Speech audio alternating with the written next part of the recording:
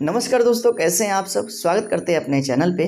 Class 12 biology का chapter 1 जीवों में जनन, इसका भाग 1 हमने बता दिया है। भाग 1 में आप लोगों ने जाना जीवन अवधि के बारे में और जनन के बारे में। जीवन अवधि यानी कि जीवन काल, लाइफ स्पैन क्या होता है। तो किसी भी जीव का जन्म होता है और वह अपने जीवन संबंधित सभी क्रियाएं जैसे कि पोषण, जनन आदि करने के बाद अंततः उसकी प्राकृतिक मृत्यु हो जाती है। तो जन्म से लेकर के उसकी प्राकृतिक मृत्यु तक का जो पीरियड होता है, टाइम होता है, वही उसका जीवन अवधि कहलाता है, यानी कि लाइफ स्पैन कहलाता है। इसके बारे में विस्तार से हमने भाग 1 में बता दिया है। उसके बाद से आप लोगों ने भाग 1 में जाना जनन के बारे में। जनन क्या होता है। तो इस पृथ्वी पर जितने भी जीव हैं अपनी जाति को बनाए रखने के लिए, अपने आप को बनाए रखने के लिए अपने ही जैसा नया जीव उत्पन्न करने की क्षमता रखते हैं, और अपने ही जैसा नया जीव उत्पन्न करने की जो विधि होती है उसी को जनन कहा जाता है। और जीव जनन 2 प्रकार से करते हैं। एक को कहते हैं अलैंगिक जनन यानी कि एसेक्सुअल रिप्रोडक्शन, और दूसरे को बोला जाता है लैंगिक जनन यानी कि सेक्सुअल रिप्रोडक्शन। अलैंगिक और लैंगिक जनन के बारे में हमने संक्षिप्त जानकारी भाग 1 में दिया। अलैंगिक जनन में क्या होता है कि इस जनन में केवल एक जनक जीव की आवश्यकता होती है। इसका मतलब है कि एक जनक जीव जब अपने ही जैसा नया जीव बना लेता है तो उसको अलैंगिक जनन कहा जाता है। और लैंगिक जनन में क्या होता है कि 2 विपरीत लिंग वाले जीवों की आवश्यकता होती है। एक को नर कहते हैं और दूसरे को मादा। नर भाग में नर युग्मक का निर्माण होता है और मादा भाग में मादा युग्मक का निर्माण होता है, और दोनों युग्मक, नर युग्मक और मादा युग्मक संयोजित होकर के युग्मनज बनाते हैं, और युग्मनज के विकास से नई संतान की उत्पत्ति होती है। तो इस तरह के जनन को अलैंगिक जनन कहा जाता है। इसके बारे में हमने भाग 1 में बताया। अब अलैंगिक और लैंगिक जनन के बारे में विस्तार से बताएंगे। तो सबसे पहले अलैंगिक जनन के बारे में फिर से एक बार रिवीजन करेंगे, और उसके बाद से इसकी विधियों के बारे में हम विस्तार से अध्ययन करेंगे। अलैंगिक जनन क्या होता है। तो अलैंगिक जनन को एकल जीव जनन भी कहा जाता है। क्यों? क्योंकि इसमें केवल एक ही जीव भाग लेता है। हमने बताया हुआ है कि यदि कोई जीव है और वह एकल जीव है, अकेला जीव है, और अपने ही जैसा नया जीव बना लेता है, तो इस तरह के जनन को अलैंगिक जनन कहा जाता है। जैसे कि यहाँ पर आप लोगों को एक एग्जाम्पल हम देते हैं। ये जीव है, ये इसका अपना न्यूक्लियस है यानी कि केंद्रक है। उसके बाद से यह जीव विभाजित हो करके अपने ही जैसा जब 2 नया जीव बना ले, ये 2 से अधिक जीव बना ले, तो इस तरह के जनन को क्या कहते हैं? अलैंगिक जनन कहते हैं। ये इसका क्या मतलब कि इसमें केवल एकल जनक की आवश्यकता हुई, एक जनक अपने ही जैसा नया जीव बना लिया, तो इस तरह के जनन को क्या कहेंगे? अलैंगिक जनन कहेंगे, क्योंकि इसमें केवल एक ही जीव भाग लिया। जो नया जीव बनता है उसको संतति कहते हैं। क्या कहते हैं? संतति। इसके बारे में बताया गया है। और एकल जीव जनन में क्या होता है, यानी कि अलैंगिक जनन में क्या होता है कि जो संतति बनती है हूबहू अपने जनक के समान होती है, आनुवांशिक लक्षणों में और अन्य लक्षणों में, क्योंकि जो इसका डीएनए होता है जनक का, वही डीएनए उसकी संतान में जाता है। और इस तरह की स्थिति को बोला जाता है क्या चीज़? तो क्लोन। इसके बारे में हमने भाग 1 में बता दिया है। तो इतनी चीज़ें आप लोगों ने समझ लिया। आज हम जानेंगे अलैंगिक जनन की विधियों के बारे में। तो अलैंगिक जनन के बारे में आप लोगों ने जाना कि इसमें केवल एकल जीव जनक की आवश्यकता होती है, यानी कि इस जनन में केवल एक ही जीव भाग लेता है। अब हम ये जान लेते हैं कि जो अलैंगिक जनन है वह किन जीवों में पाया जाता है। तो जितने भी एक कोशिकीय जीव है, जगत, मोनेरा और प्रोटिस्टा के, उसमें अलैंगिक जनन पाया जाता है। क्या मतलब? एक कोशिकीय जीवों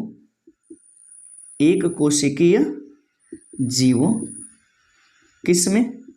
तो जगत, मोनेरा व प्रोटिस्टा के जीवों में जो है यह जनन देखने को मिलता है, मोनेरा व प्रोटिस्टा का। इसके साथ साथ कुछ बहुकोशिकीय जीवों में भी यह जनन पाया जाता है। बहुकोशिकीय जीव, कुछ, सभी नहीं, कुछ बहुकोशिकीय जीव पौधे व जंतु, पौधे व जंतु में क्या होता है, तो इस तरह के जनन देखने को मिलता है। पौधों में अलैंगिक जनन को किस नाम से जाना जाता है, तो पौधों में अलैंगिक जनन को कायिक जनन के नाम से जाना जाता है। किसके नाम से? पौधों में अलैंगिक जनन को कायिक जनन, इसी को वर्धी जनन भी कहा जाता है, वर्धी जनन, या इसी को वर्धी प्रवर्धन भी कहते हैं, इसी को वर्धी प्रवर्धन भी कहा जाता है। इंग्लिश में वेजिटेटिव प्रोपेगेशन या वेजिटेटिव रिप्रोडक्शन कहा जाता है। ठीक है, तो कहने का मतलब है कि पौधों में इस प्रकार के जनन को कायिक जनन या वर्धी जनन या वर्धी प्रवर्धन कहा जाता है। इंग्लिश में वेजिटेटिव प्रोपेगेशन या वेजिटेटिव रिप्रोडक्शन कहा जाता है। इसके भी बारे में आपको बताया जाएगा, विस्तार से बताया जाएगा। बस आपको वीडियो को पूरा देखना है और यदि समझ में आता है तो आप वीडियो को जरूर लाइक कीजिएगा और इसे अपने मित्रों में ज़्यादा से ज़्यादा शेयर कर दीजिएगा। अब हम जान लेते हैं अलैंगिक जनन की विधियाँ कितनी होती हैं, अलैंगिक जनन की विधियाँ। तो आइए अलैंगिक जनन की विधियों के बारे में जान लेते हैं। तो ये चीज़ हम मिटाएंगे, आप लोगों ने ये समझ लिया होगा।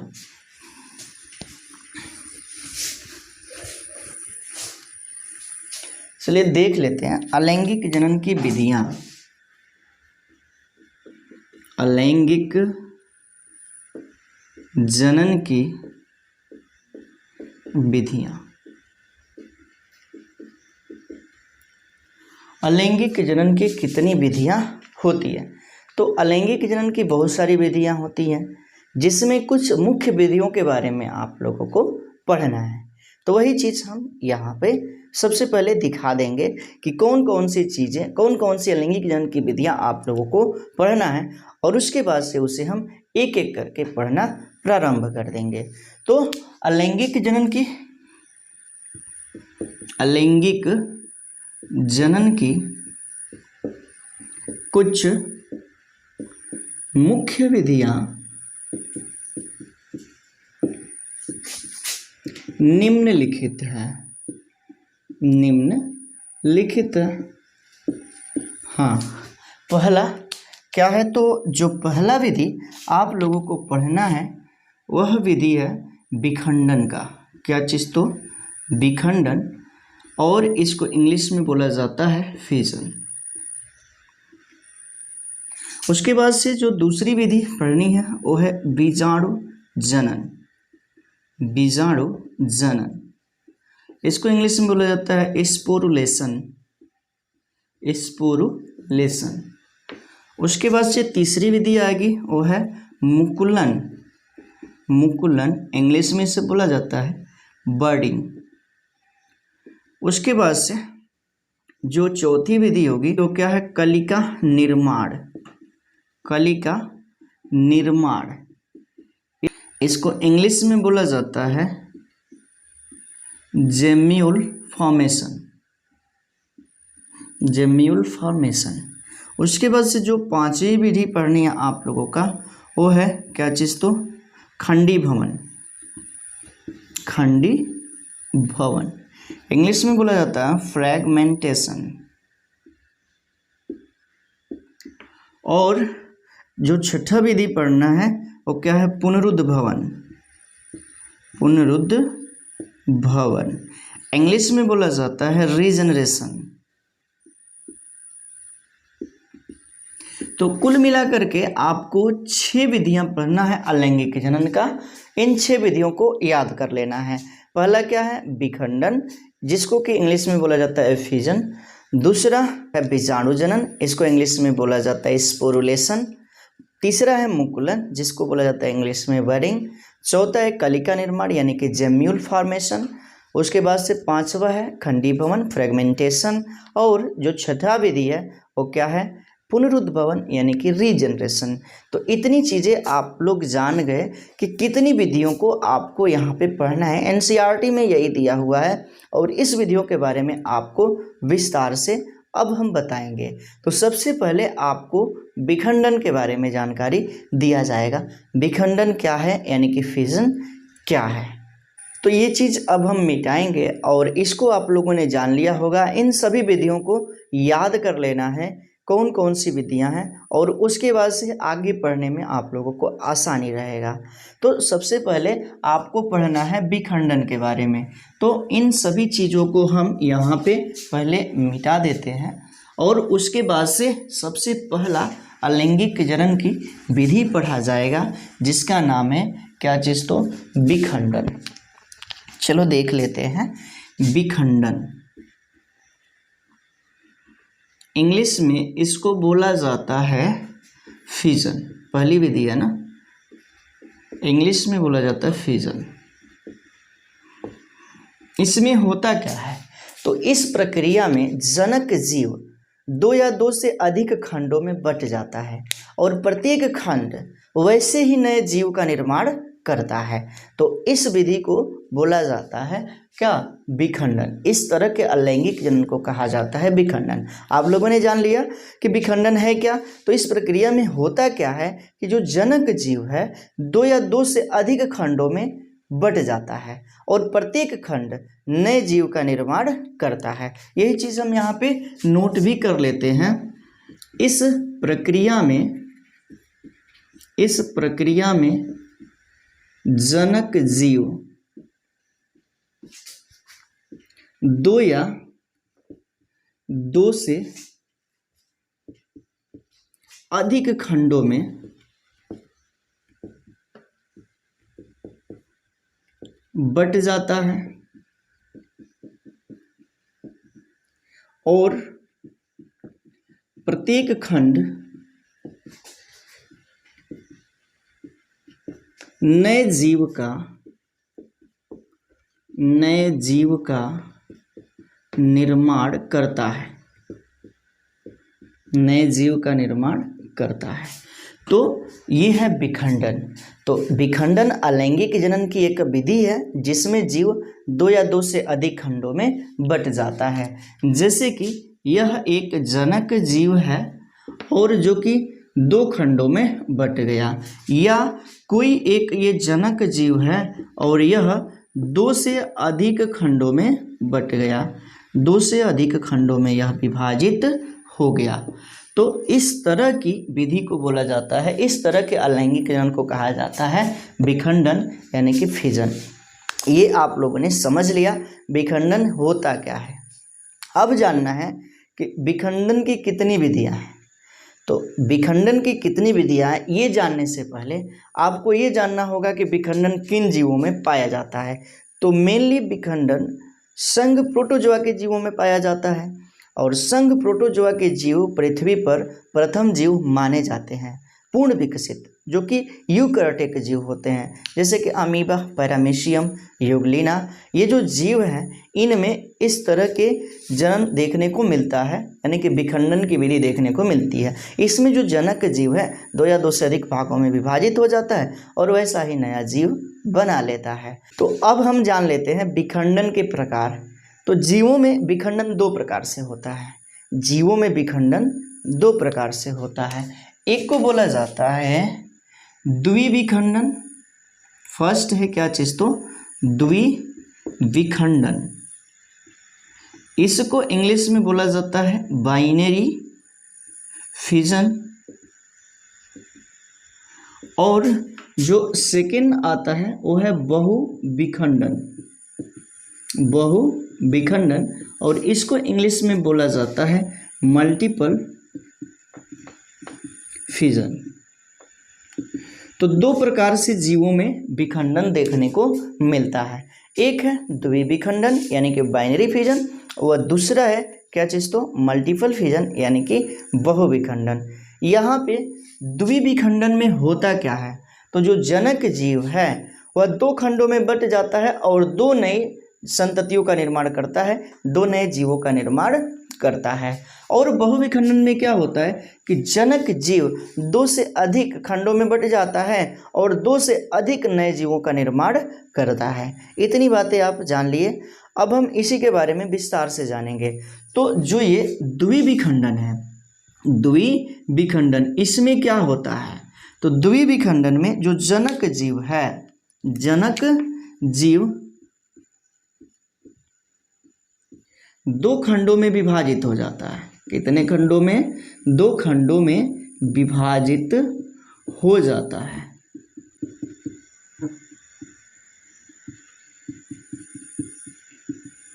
और 2 नए जीव का निर्माण करता है। 2 नए जीव का निर्माण करता है।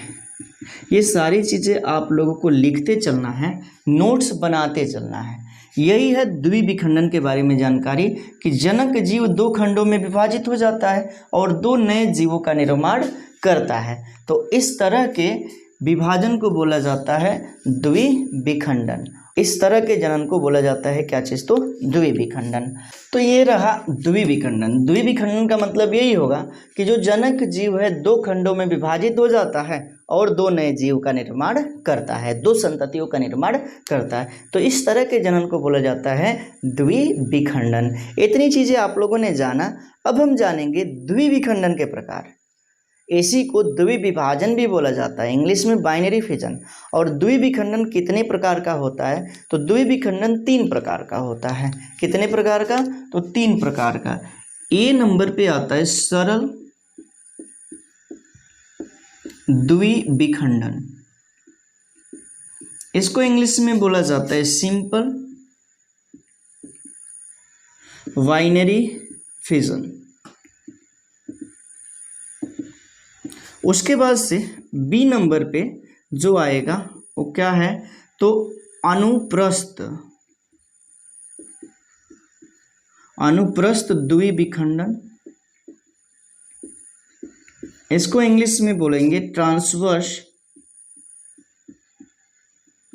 Binary fission. उसके बाद से सी नंबर पे आ जाएगा अनुदैर्ध्य या लंबवत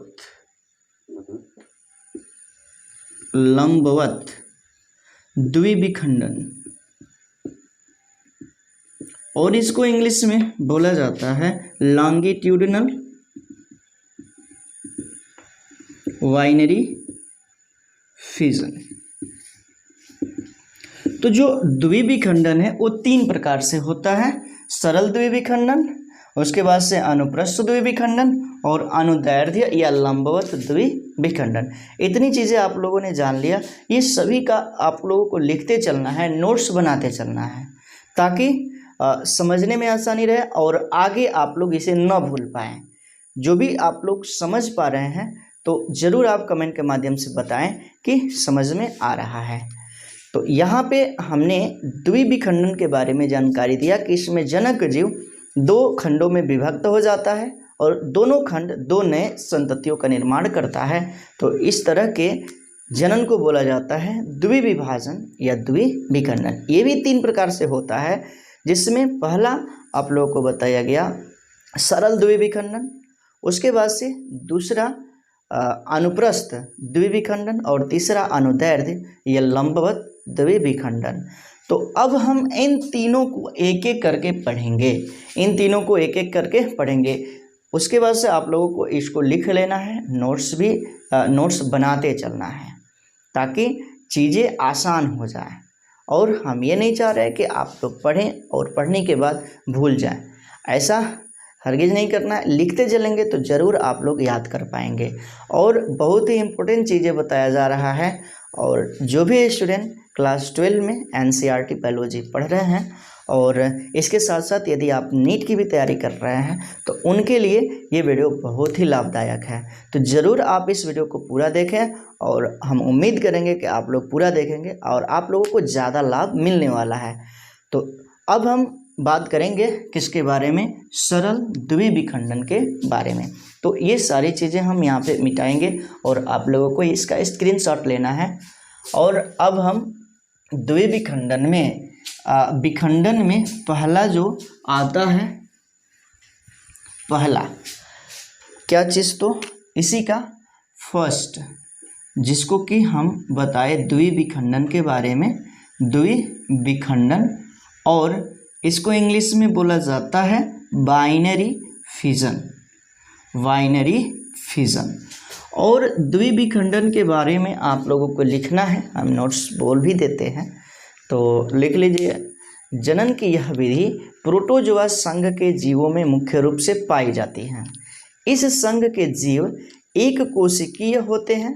द्विविभाजन के समय इन जीवों का शरीर सूत्री विभाजन द्वारा दो समान गुणों वाली संततियों में बट जाता है। इस प्रकार संघ प्रोटोजोआ के सदस्यों की प्राकृतिक मृत्यु नहीं होती, परंतु पृथक के जीव के रूप में इनका अस्तित्व समाप्त हो जाता है। इसका मतलब है कि जैसे कि ये आपका है एक जीव जो कि प्रोटोजोआ का है, तो यह दो भागों में विभाजित हो गया, दो जीवों में विभाजित हो गया, तो इस जीव का मृत्यु थोड़े नहीं हुआ, ये तो बट गया दो नए जीवों में, लेकिन इस जीव का अस्तित्व भी समाप्त हो गया। तो वही चीज़ होता है इसमें कि इस सदस्यों में क्या होता है कि इनकी प्राकृतिक मृत्यु नहीं होती, लेकिन जीव का अस्तित्व भी समाप्त हो जाता है। ठीक, ये बातें आपको याद रखनी है। ठीक, अब हम द्विविखंडन का जो पहला विधि है वह विधि आप लोगों को बता रहे हैं। फर्स्ट नंबर ए नंबर पे आता है क्या चीज़, तो इसके बारे में आप लोगों को बताया गया जो है क्या, सरल द्विविखंडन। इंग्लिश में बोलते हैं इसको simple binary fission, binary fission. समझते चलना है सारी चीज़ों को, बहुत ही ये इम्पोर्टेंट है। तो देखिए इसमें होता क्या है, तो इसमें भी एक जीव दो जीवों का निर्माण करता है, मतलब कि दो भागों में बट करके दो जीवों का निर्माण करता है, लेकिन जो विभाजन की दिशा होती है वो निश्चित नहीं होती है। ये बात याद रखनी है कि विभाजन की दिशा निश्चित नहीं होती है। तो क्या मतलब, जनक जीव दो भागों में विभाजित हो जाता है, विभाजित हो जाता है, लेकिन विभाजन की दिशा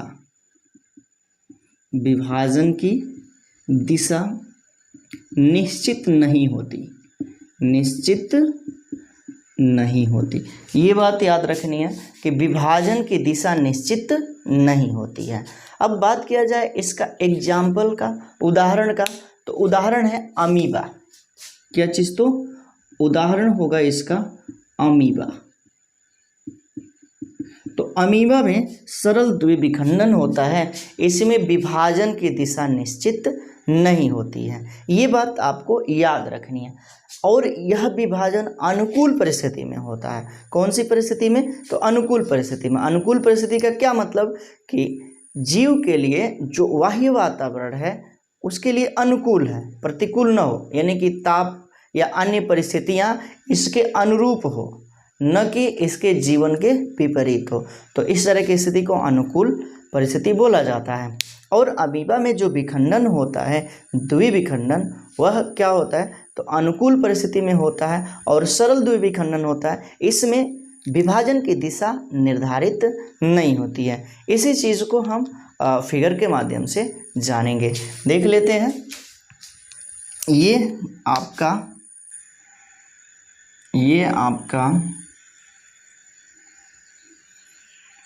एक अमीबा है।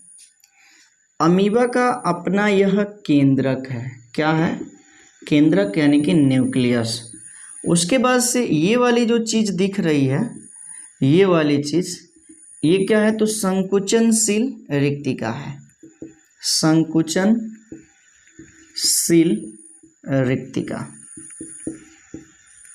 रिक्तिका। ठीक, इसका क्या कार्य होता है, तो परासरण नियमन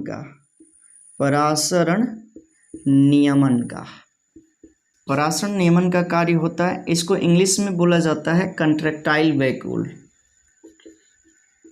कंट्रैक्टाइल वैक्यूल। ठीक, तो ये बातें आपको याद रखनी है। तो अमीबा का ये फिगर है और यहाँ पे ये इसका अपना केंद्रक है और उसके बाद से ये इसका अपना क्या है, तो जीव द्रव्य है। क्या है, जीव द्रव्य है। अब इसमें होता क्या है, अमीबा वृद्धि करता है। क्या करता है, वृद्धि। ठीक है, ये इसका अपना केंद्रक है और ये इसका कंट्रैक्टाइल वैक्यूल है। उसके बाद से क्या होता है कि केंद्रक का विभाजन होता है। किसका विभाजन होता है, वृद्धि करने के बाद से अमीबा में केंद्रक का विभाजन होता है। ये वाला जो केंद्रक है वह दो भागों में बंटने लगता है। केंद्रक जो है दो भागों में क्या होने लगता है, बंटने लगता है। ये इसका अपना कंट्रैक्टाइल वैक्यूल है। अब पूर्णतः केंद्रक दो भागों में बंट जाता है।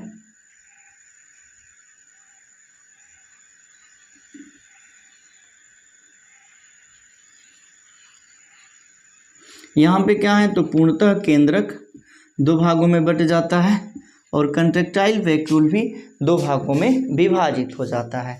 अब क्या होता है कि जीव द्रव्य का विभाजन होता है और एक से दो अमीबी का, दो डाटर अमीबी का निर्माण हो जाता है।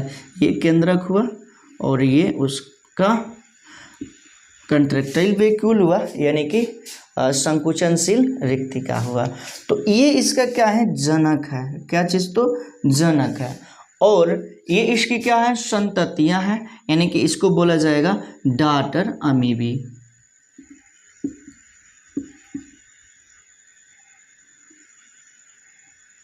डाटर अमीबी। तो कहने का हमारा ये मतलब है कि क्या होता है सरल द्विविखंडन में कि विखंडन की दिशा निर्धारित नहीं होती है। किस दिशा में, कहीं से भी विभाजित हो जाता है।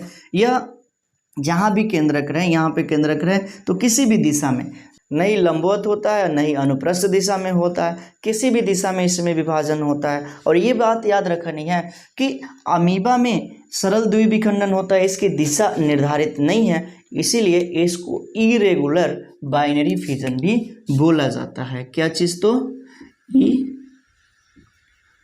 इरेगुलर बाइनरी फिजन बोला जाता है। इसमें होता क्या है कि जो जनक जीव है वो पहले वृद्धि करता है और वृद्धि करने के बाद से उसका केंद्रक दो भागों में बंटने लगता है। सबसे पहले केंद्रक का विभाजन होता है और पूर्णतः केंद्रक दो भागों में विभाजित हो जाता है। अंत में जीव द्रव्य का विभाजन हो जाता है और दो नए अमीबा का निर्माण हो जाता है।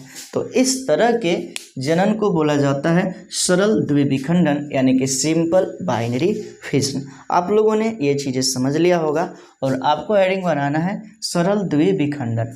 इसमें लिखना है इस प्रक्रिया में जनक जीव दो भागों में विभाजित होकर के दो नए जीव का निर्माण करती है। इसमें विभाजन की दिशा निर्धारित नहीं होती है। उदाहरण अमीबा। तो अमीबा हेडिंग बना लेना है और इसमें लिखना है अमीबा में द्विविभाजन अनुकूल परिस्थिति में होता है। अमीबा में द्विविभाजन, सरल द्विविभाजन अनुकूल परिस्थिति में होता है। इसमें पहले अमीबा आकार में बढ़ता है, फिर केंद्रक का विभाजन होता है और अंततः जीव द्रव्य का विभाजन हो जाता है और एक अमीबा से दो नए अमीबी का निर्माण हो जाता है। इतनी चीज़ें आप लोगों ने जाना, तो इसका आपको स्क्रीनशॉट लेना है और इसे बनाते चलना है।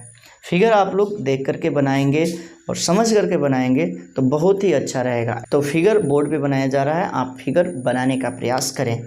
तो आपको स्क्रीनशॉट लेना है और उसके बाद से हम दूसरा विधि जानेंगे इस विखंडन का, द्विविखंडन का, जो होगा क्या, अनुप्रस्थ द्विविखंडन। तो इस चीज़ को हम यहाँ से मिटा रहे हैं।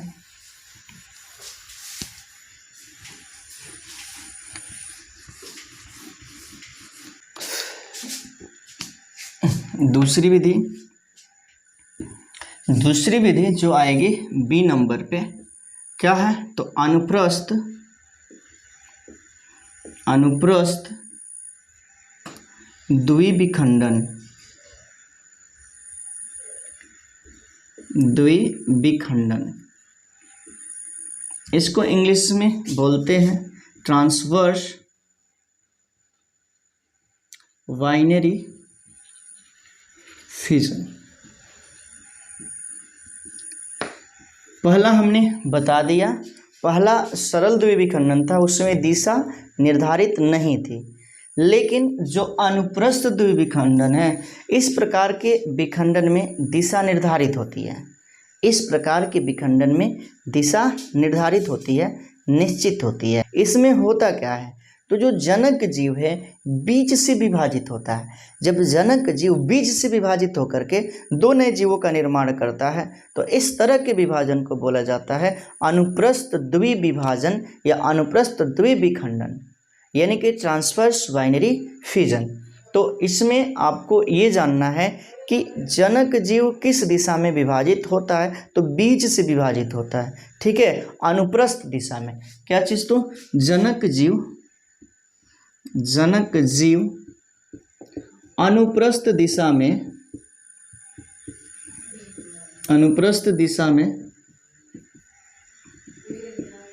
विभाजित होता है। ठीक, तो इसकी तो दिशा निश्चित है कि अनुप्रस्थ दिशा में होगा, यानी कि बीच से विभाजित होगा। और इसका एग्जाम्पल क्या है, तो इसका एग्जाम्पल है पैरामीशियम। क्या चीज़, तो पैरामीशियम, समझते चलना है, पैरामीशियम इसका उदाहरण है। अब इसके फिगर को यहाँ पे बनाया जाएगा कि पैरामीशियम में द्विविखंडन होता कैसे है। तो समझ लेना है पैरामीशियम का स्ट्रक्चर कैसा होता है। तो पैरामीशियम का स्ट्रक्चर स्लीपर शेप्ड होता है, यानी कि चप्पल के आकार का। देखिए यहाँ पे,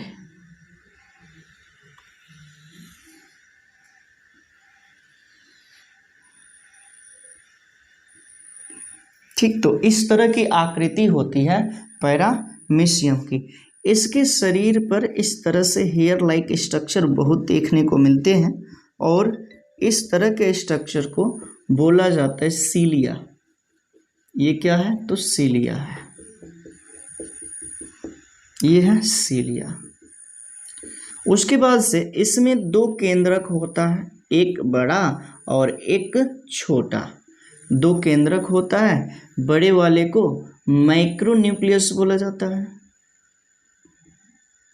और छोटे वाले को माइक्रोन्यूक्लियस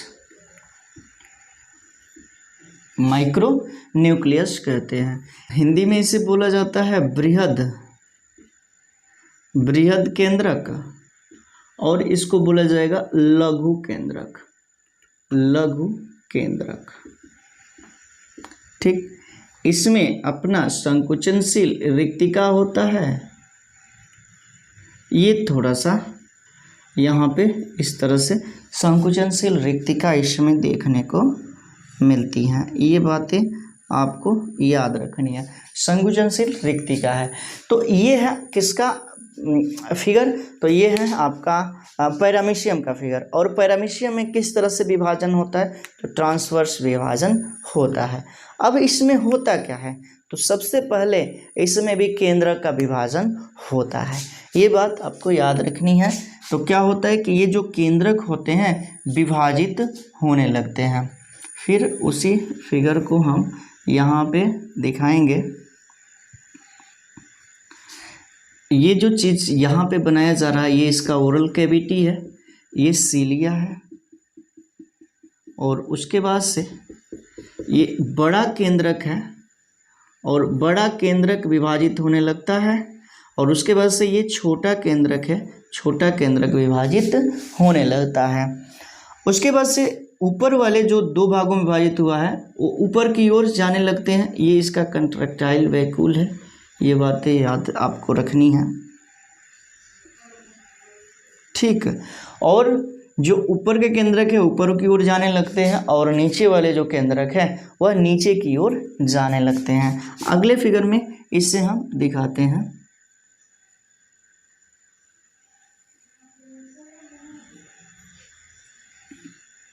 ये आपको देखते चलना है, फिगर का प्रैक्टिस भी करना है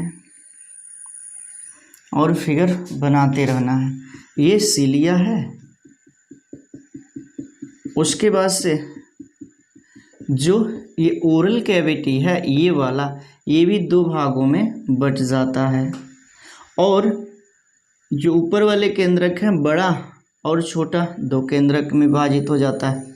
नीचे भी बड़ा केंद्रक और छोटा केंद्रक में विभाजित हो जाता है। ये उसका अपना कंट्रेक्टाइल वैक्यूल है, यानी कि संकुचनशील रिक्तिका है। ठीक, तो इतनी चीज़ें आप लोगों ने समझा।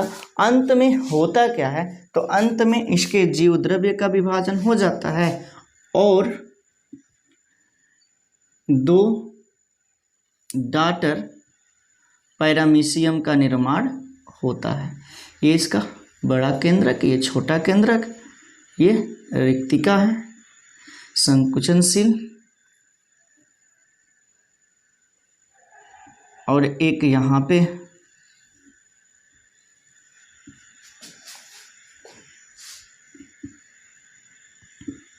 ये इसका रिक्तिका। फिगर का प्रैक्टिस आप लोगों को करना है और फिगर बनाने आना चाहिए। ये बड़ा केंद्रक और ये छोटा केंद्रक, और ये इसका क्या है, तो सीलिया है। यहाँ पे हुआ क्या, एक बार फिर से हम इसको रिपीट करेंगे और आप लोगों को समझते चलना है। होता क्या है पैरामीशियम में, कि पैरामीशियम का स्ट्रक्चर है स्लीपर शेप्ड स्ट्रक्चर होता है और इसमें अनुप्रस्थ द्विविभाजन होता है, यानी कि बीच से, देखो ये जो है बीच से इसमें विभाजन हुआ है। ठीक, तो जब बीच से विभाजन होता है दो भागों में और विभाजित होकर के दो नए जीव का निर्माण करता है, तो इसको बोला जाता है अनुप्रस्थ द्विविखंडन, यानी कि ट्रांसवर्स बाइनरी फिजन होता है ये पैरामीशियम में। पैरामीशियम का ये फिगर है स्लीपर शेप्ड। इसके बाहर चारों ओर ये सीलिया, हेयर लाइक स्ट्रक्चर होता है जिसे सीलिया कहते हैं। इसमें दो केंद्रक होता है, एक बड़ा केंद्रक जिसको बृहद केंद्रक बोलते हैं माइक्रोन्यूक्लियस, एक छोटा होता है जिसको लघु केंद्रक कहा जाता है यानी कि माइक्रोन्यूक्लियस, और इसका अपना संकुचनशील रिक्तिका होता है यानी कि कंट्रेक्टाइल वैक्यूल होता है। उसके बाद से होता क्या है कि केंद्रक दो भागों में बंटने लगता है और ऊपर वाले केंद्रक ऊपर वाले भाग में चले जाते हैं, नीचे वाले केंद्रक नीचे वाले भाग में चले जाते हैं। उसके बाद से क्या होता है कि उसका जीवद्रव्य विभाजित होता है और जीवद्रव्य विभाजित होकर के दो नए जीवों का निर्माण कर लेता है, दो नए अमीबा का निर्माण कर लेता है, दो नए पैरामीशियम का निर्माण कर लेता है, अमीबा नहीं। तो ये हो गया आपका डॉटर पैरामीशियम। ठीक है, तो इतनी चीज़ें आप लोगों ने समझ लिया है। आप लोगों को हेडिंग बनाना है अनुप्रस्थ द्विविखंडन यानी कि ट्रांसवर्स बाइनरी फिजन, और इसमें लिखना है कि जनक जीव का अनुप्रस्थ दिशा में विभाजन होता है। इसमें जीव अनुप्रस्थ दिशा में यानी कि बीच से विभाजित होकर के दो नए जीवों का निर्माण करते हैं। उदाहरण में हो जाएगा पैरामीशियम, और ये आप लोग फिगर बना लीजिएगा पैरामीशियम का, स्क्रीनशॉट ले लें इसका। और अब इसका थर्ड पार्ट हम जानेंगे जो होगा क्या, अनुदैर्ध्य द्विविखंडन। अनुदैर्ध्य द्विविखंडन, तो ये चीज़ हम यहाँ पे मिटाएंगे।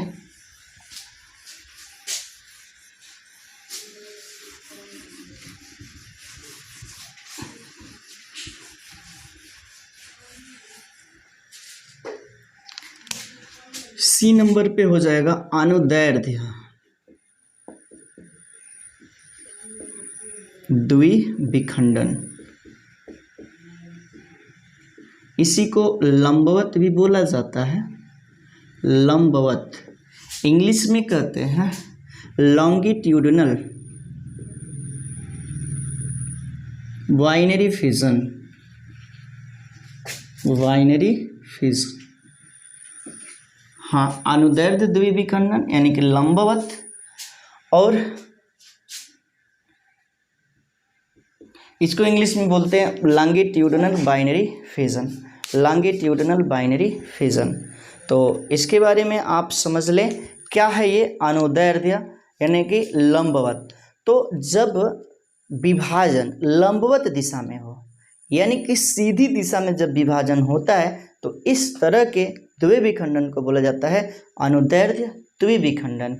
इसका मतलब यह है कि लंबवत या अनुदैर्ध्य दिशा में हुआ द्विविखंडन कहलाता है अनुदैर्ध्य द्विविखंडन या लंबवत द्विविखंडन। इसका क्या मतलब, अनुदैर्ध्य या लंबवत दिशा में विभाजन सीधी दिशा में विभाजन होता है तो इसको आप कहेंगे अनुदैर्ध्य द्विविखंडन या लंबवत द्विविखंडन, यानी कि लॉन्गिट्यूडिनल बाइनरी फिजन। और इसका एग्जाम्पल है युगलीना। उदाहरण क्या है इसका, तो युगलीना है। युगलीना समझते चलना है, युगलीना में कैसे द्विविखंडन होता है ये हम जानकारी देंगे। तो युगलीना का पहले चित्र आपको बनाना पड़ेगा, युगलीना का फिगर। चलिए देख लेते हैं युगलीना का फिगर ही सबसे पहले।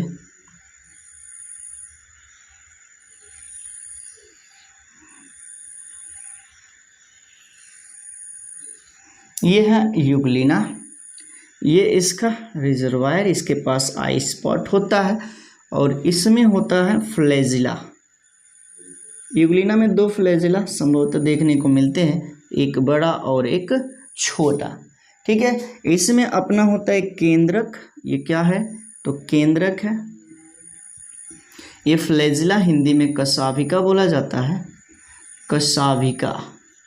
उसके बाद से इसमें संकुचनशील रिक्तिका भी होती है, इसके बारे में हम पहले जानकारी दे चुके हैं। इसमें संकुचनशील रिक्तिका भी होती है। ये अमीबा का फिगर है। अब जान लेते हैं क्या होता है अमीबा में। तो सबसे पहले फ्लैजिला में विभाजन होता है। किसमें विभाजन होता है, फ्लैजिला में।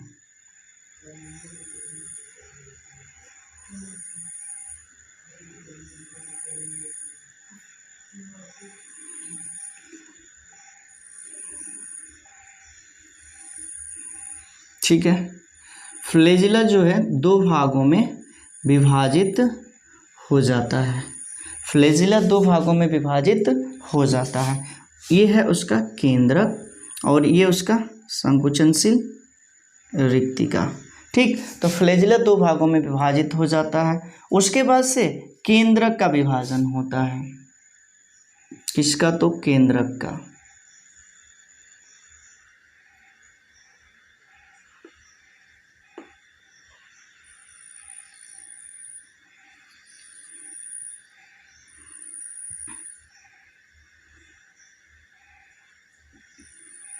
ये फ्लैजिला का दो भागों में विभाजन हुआ। उसके बाद से केंद्रक दो भागों में विभाजित हो जाता है। ठीक है, केंद्रक दो भागों में विभाजित होने लगता है और बीच से सीधा इस तरह से इस युगलीना में विभाजन होने लगता है। तो सीधा विभाजन देख लेते हैं कैसे होता है।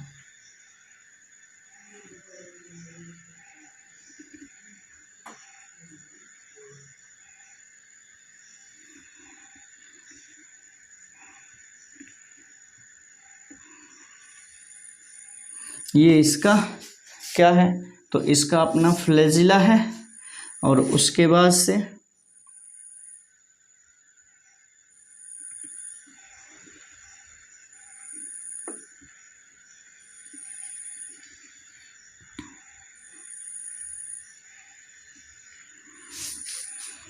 ये इसका केंद्रक हुआ। केंद्रक भी दो भागों में विभाजित हो गया और एक युगलीना से दो युगलीना का निर्माण हो गया। तो कहने का यही मतलब है कि यह किस दिशा में हो रहा है, सीधी दिशा में, यानी कि लंबवत दिशा में हो रहा है। तो इस तरह के विभाजन को बोला जाता है अनुदैर्ध्य द्विविखंडन या लॉन्गिट्यूडिनल बाइनरी फिजन। तो कहने का यही मतलब है कि जब अनुदैर्ध्य दिशा में या लंबवत दिशा में यानी कि सीधी दिशा में विभाजन हो तो इस तरह के विभाजन को बोला जाता है अनुदैर्ध्य द्विविखंडन। इसका एग्जाम्पल है युगलीना। तो युगलीना में पहले उसका फ्लैजिला यानी कि कशाभिका में विभाजन होता है, फिर केंद्रक विभाजित होता है और अंत में एक युगलिना दो युगलिना में सीधी दिशा में लंब दिशा में विभाजित होकर के बन जाता है। तो इस तरह के विभाजन को बोल दिया जाता है अनुदैर्ध्य द्विविखंडन या लंबवत द्विविखंडन। आप लोगों ने इतना चीज़ जो है समझ लिया होगा, इसको आप लोगों को लिखना है, हेडिंग बना लेना है अनुदैर्ध्य द्विविखंडन यानी कि लंबवत द्विविखंडन, इंग्लिश में लॉन्गिट्यूडनल या बाइनरी फिजन, और इसमें लिखना है इस प्रकार का द्विविखंडन अनुदैर्ध्य या लंबवत दिशा में होता है। इसमें जनक जीव लंबवत दिशा में विभाजित होकर के दो भागों में बट जाता है और दो नई संततियों का निर्माण करता है। उदाहरण हो जाएगा युगलिना। युगलिना में लिखना है युगलिना में पहले कशाभिका का विभाजन होता है, फिर केंद्रक का विभाजन होता है और अंत में युगलिना दो भागों में बट करके दो जीव का निर्माण कर लेता है।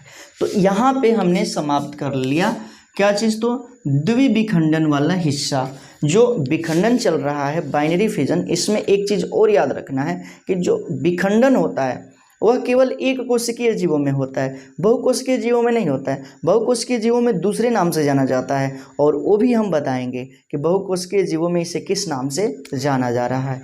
तो आपने बाइनरी फिजन यानी कि द्विविखंडन के बारे में जानकारी ले लिया। अब हम बताएंगे बहुविखंडन के बारे में यानी कि मल्टीपल फिजन के बारे में। तो इस चीज़ का आप लोगों को स्क्रीनशॉट लेना है और इसको बनाते चलना है अपने नोटबुक में। चलिए तो देख लेते हैं आप क्या सेकेंड पार्ट, विखंडन का दूसरा भाग जो होगा क्या चीज़, तो जिसे बोला जाता है दूसरा बहुविखंडन, सेकेंड बहुविखंडन। इसको इंग्लिश में बोला जाता है मल्टीपल फिजन। इसमें होता क्या है, तो हमने बताया है कि इस प्रक्रिया में जो जनक जीव है दो से अधिक भागों में विभाजित हो जाता है, दो से अधिक भागों में, और दो से अधिक नए जीवों का निर्माण करता है। तो इस तरह के विभाजन को बोला जाता है बहुविखंडन। ठीक है, तो इस प्रक्रिया में जनक जीव दो से अधिक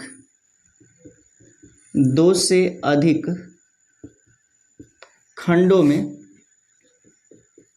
विभाजित होकर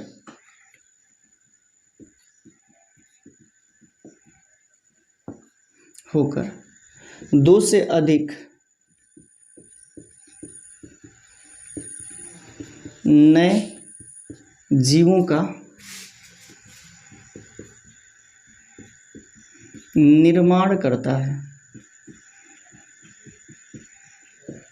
ठीक, तो इतनी चीजें हैं कि इस प्रक्रिया में क्या होता है कि जनक जीव दो से अधिक खंडों में विभाजित हो जाता है और दो से अधिक नए जीवों का निर्माण करता है। इसका उदाहरण हो जाएगा अमीबा।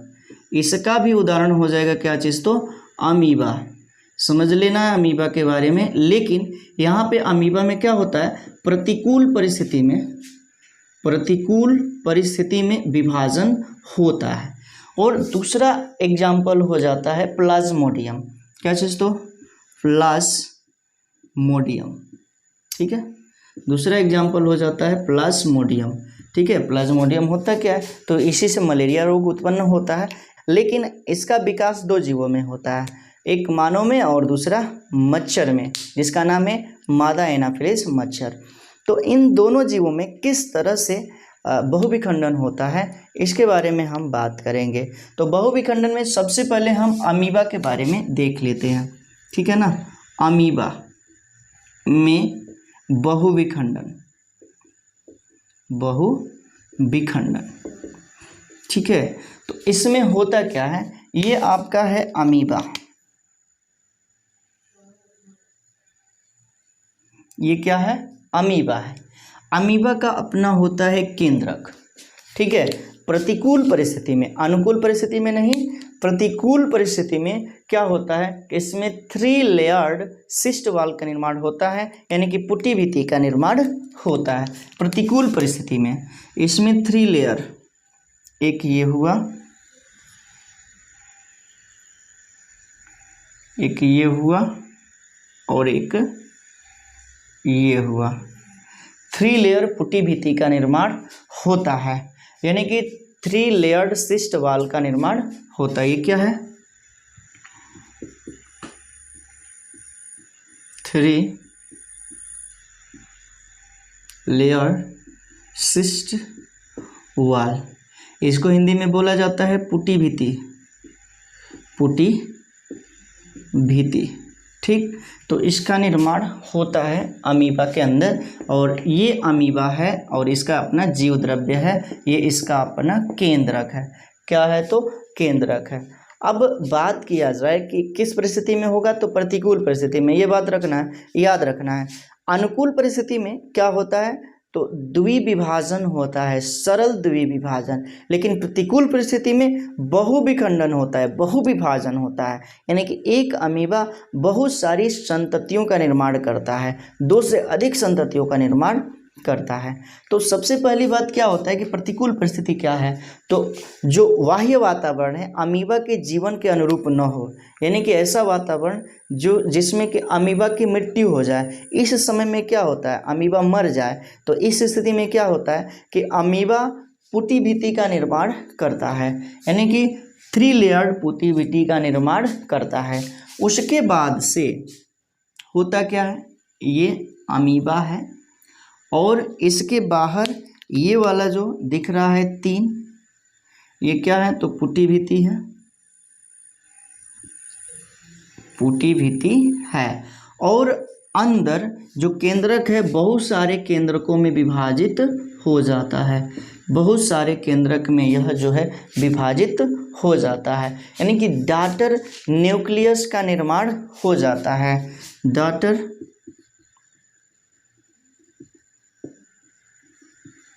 फॉर्मेशन,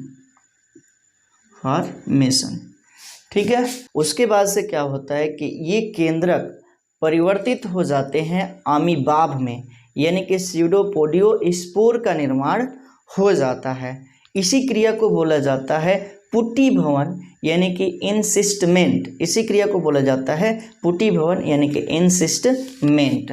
तो आगे बढ़ते हैं और देख लेते हैं। ये है आपका अमीबा।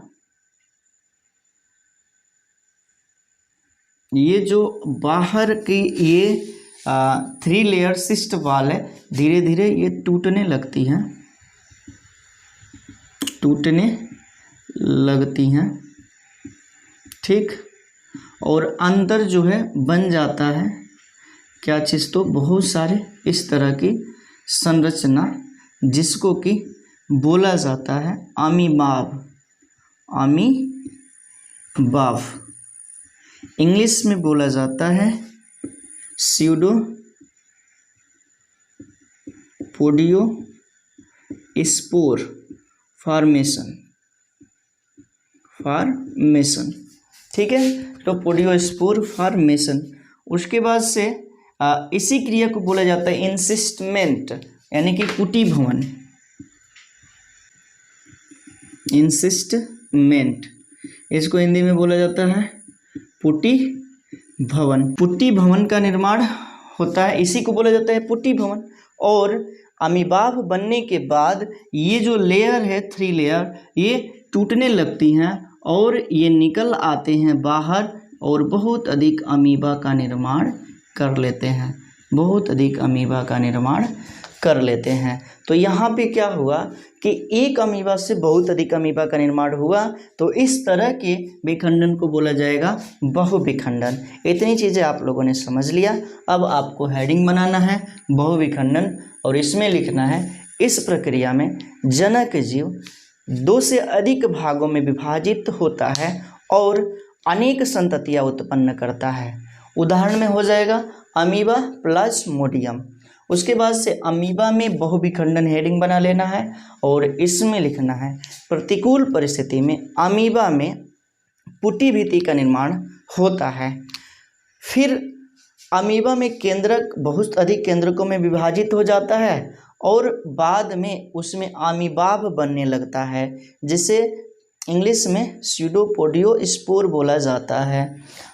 और अमीबाब बनने के बाद जो ये लेयर है, भित्ति है, वो टूटने लगती है और जो अमीबाब बाहर निकल आते हैं और प्रत्येक अमीबाब नए अमीबी को जन्म देते हैं। तो ये हो गया यहाँ पे अमीबा में बहुविखंडन। अब हम जानेंगे प्लाज्मोडियम में बहुविखंडन। तो इस चीज़ का आप लोगों को स्क्रीनशॉट लेना है और उसके बाद से अब बताएंगे हम किसमें बहुविखंडन। तो प्लाज्मोडियम में बहुविखंडन, अमीबा में तो हो गया, प्लाज्मोडियम में बहुविखंडन। ठीक है, प्लाज्मोडियम में बहुविखंडन, प्लाज्मोडियम में बहुविखंडन देखते चलना है। यहाँ पे प्लाज्मोडियम में बहुविखंडन कैसे होता है। तो सबसे पहली बात कि प्लाज्मोडियम है क्या। तो प्लाज्मोडियम मलेरिया रोग का रोगजनक है, इसी से मानव में मलेरिया रोग होता है और इसका जीवन चक्र 2 जीवों में पूरा होता है। किसमें किसमें। तो मनुष्य में एक है, मनुष्य में, और दूसरा मच्छर में। मच्छर कौन सा मच्छर, मादा एनाफिलिस, एनाफिलिस। ठीक है, मनुष्य में यह कहाँ पे पाया जाता है। तो यकृत कोशिका में, यकृत कोशिका में। और इसे नाम क्या दिया जाता है, कफर सेल, कफर सेल, बात याद रखनी है। और यहाँ से चला जाता है कहाँ पे, आरबीसी में। ठीक है, कहाँ पे चला जाता है, आरबीसी में। मच्छर की बात किया जाए तो मच्छर के उदर गुहा में, उदर गुहा में यह पाया जाता है। और जब यह मच्छर मानव को काटता है तो मनुष्य में चला जाता है और मनुष्य के यकृत कोशिका में, जिसे कफर सेल कहते हैं, और उसके बाद से वहाँ से आ जाता है आरबीसी में।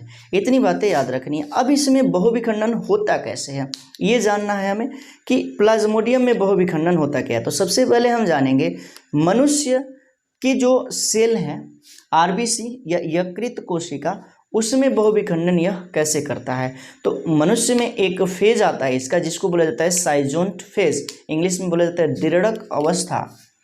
एक अवस्था आती है साइजोन्ट फेज, फेज, इसको हिंदी में बोला जाता है दिरड़क अवस्था।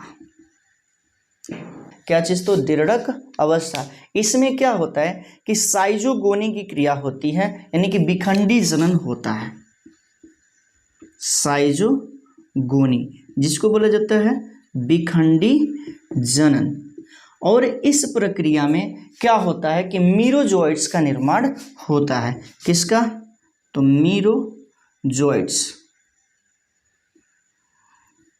मीरोजोइट्स। तो इस चीज़ को समझना है कि मीरोजोइट्स का निर्माण होता है। इसका मतलब ये है कि यहाँ पर आपका है प्लाज्मोडियम, तो जाता है दिरड़क अवस्था में, और दिरड़क अवस्था में जाने के बाद उसमें क्रिया होती है साइजोगोनी का, जिसे बोला जाता है विखंडन जनन, विखंडी जनन का। और इसमें एक प्लाज्मोडियम से बहुत अधिक प्लाज्मोडियम का, यानी कि मीरोजोइट्स का निर्माण हो जाता है। तो इतनी चीज़ें आप लोगों ने समझ लिया कि मनुष्य में बहुविखंडन कैसे होता है।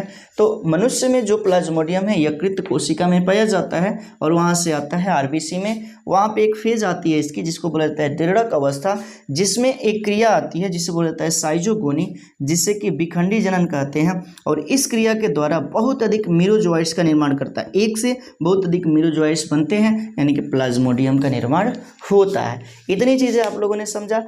अब हम जान लेते हैं कि मच्छर में कैसे बहुविखंडन होता है। तो बोला गया कि मच्छर में यह कहाँ पे पाया जाता है, तो उदर गुहा में। और उदर गुहा में एक अवस्था आती है जिसको बोला जाता है युग्मक पुटी अवस्था। यहाँ पे एक अवस्था आती है जिसको कहा जाता है युग्मक पुटी अवस्था। इसको इंग्लिश में बोला जाता है ओसिस्ट फेज, ओसिस्ट फेज।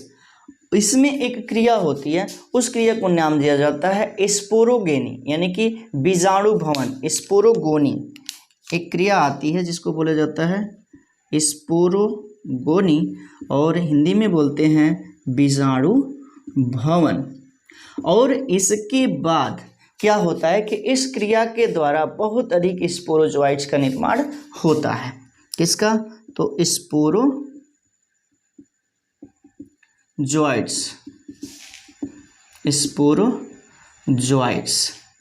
इसका मतलब है बहुत अधिक स्पोरोजोइट्स का निर्माण होता है। तो यहाँ पे उदर गुहा में मान लेते हैं कि एक है आपका क्या? प्लाज्मोडियम। तो जाता है स्पोरोगोनी ओसिस्ट फेज में, यानी कि युग्मक पुटी अवस्था में, और एक क्रिया होती है स्पोरोगोनी और बहुत अधिक स्पोरोजोइट्स का निर्माण होता है, यानी कि बहुत अधिक प्लाज्मोडियम का निर्माण होता है। तो ये चीज़ें हैं, आप लोगों ने समझ लिया होगा कि मच्छर में किस प्रकार से प्लाज्मोडियम में बहुविखंडन होता है। तो आपको हेडिंग बना लेना है सबसे पहले प्लाज्मोडियम में बहुविखंडन, और इसमें लिखना है प्लाज्मोडियम एक कोशिकीय प्रोटोजोआ है जिसका जीवन चक्र मनुष्य व मादा एनाफिलीज में पूरा होता है। फिर आपको लिखना है कि मनुष्य में प्लाज्मोडियम यकृत कोशिका के कफर सेल में पाया जाता है, वहाँ से आरबीसी में पहुँचता है, जहाँ पे उसकी साइजोन्ट फेज में यानी कि दृढ़क अवस्था आती है, जिसमें एक क्रिया करता है जिसे विखंडी जनन कहते हैं, साइजोगोनी कहते हैं, और इसके द्वारा बहुत अधिक मीरोजोइट्स का निर्माण होता है, यानी कि प्लाज्मोडियम का निर्माण होता है। फिर लिखना है मच्छर जिसे कि मादा एनाफिलीज मच्छर कहते हैं, उसके उदर गुहा में प्लाज्मोडियम पाया जाता है।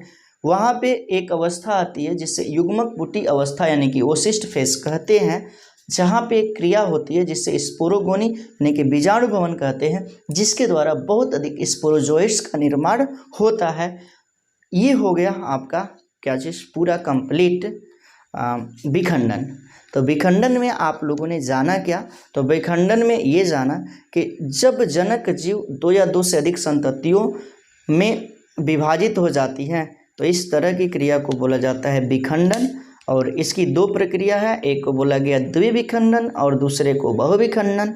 द्विविखंडन में बताया गया कि जनक जीव दो भागों में बट जाता है और दो नई संततियाँ बनाता है, और बहुविखंडन में बताया गया कि जनक जीव दो से अधिक खंडों में बट जाता है और दो से अधिक बहुत अधिक संततियों का निर्माण करता है।